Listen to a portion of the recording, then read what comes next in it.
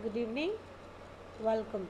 Today I am going to teach you about Roman numerals.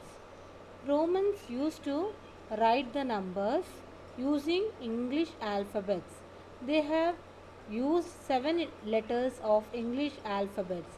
For example, I, for example, V, for example, X, for example, L, C, D, M. So here they are using the 7 English alphabets for writing their numbers. The number 0 did not have its own Roman numeral. That means they don't have 0 in the Roman numeral system. As we have 0 in the Indian and international system of numeration, Roman people don't use 0.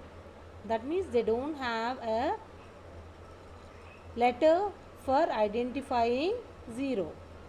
Roman numeral system doesn't have the concept of place value and periods as we have in the Indian and the international system of numeration.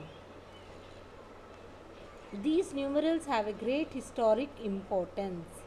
So, for writing these numerals and for doing calculations in the Roman numeral system, there are 4 specific rules. The rule number 1, the symbols can be repeated maximum of 3 times. For example, I am using letter V. That symbol I have to use it only 3 times. Then the next rule is only one, that is represented by the letter I, then 5 which is represented with V, and 10 which is represented with X. So these letters can be repeated. Means only 1, 5, 10, 100 and 1000 can be repeated. The value of C is 100 and the value of M is 1000 here. Only these things can be repeated. And rule number 3, if one or more symbols are placed after the symbol of greater value, the values are to be added. For example, I am keeping here X which is having 10. The value of X is 10 here. And I am keeping I. How many I's I am keeping? Which is having the value of 1. 1, 2, 3, 4 I's I am keeping, which is representing the value of 4. So, X is 10 and 1, 2, 3, 4, 4 I's I am keeping. So, it is 4. So, I represents only 1. So, here we have to add. Now, the next example is D and L. D is 500 and L is 50. So, we have to do the addition for this. Then the rule 4 is, if a symbol is placed before the symbol of greater value, the symbol of lesser value should be subtracted. Now, we are saying, now let us consider this I is having the value of 1 and V is having the value of 5. But instead of calling 6, we are calling it 4. Why? Because I is having lesser value and V is having more value. That means we have to do the subtraction. 5 minus 1 is equal to 4. For representing the number 9, what we are doing? Here we are taking I which is having 1 and X which is having the value of 10. So 10 minus 1 is equal to 9. So one more example.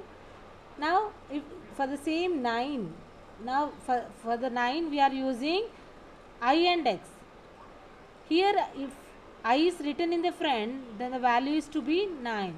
But if I is written next to the X, then the value would be 11, because here X is greater value.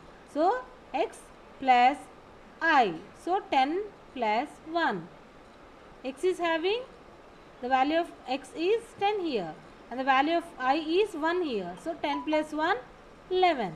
But here if I am keeping X in front of C, the value of C is 100.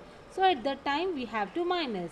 So 100 minus 10 is equal to 90. If we have greater number in front and lesser number next, then we have to add. If we have lesser number in front and greater number next, then we have to do the subtraction. Subtract I, X or C. If we have I, X or C, then we have to do the subtraction. If we have V or L, they cannot be subtracted. The value of V is 5, whereas the value of L is 50. So these cannot be subtracted. Subtract only one number from the another number. For example, if we have 1x and many ones like this, for example x, and then we have to do the addition. For example, I am writing like this, 4 ones and 10. Then what we have to do? We have to do the subtraction. Okay. Thank you.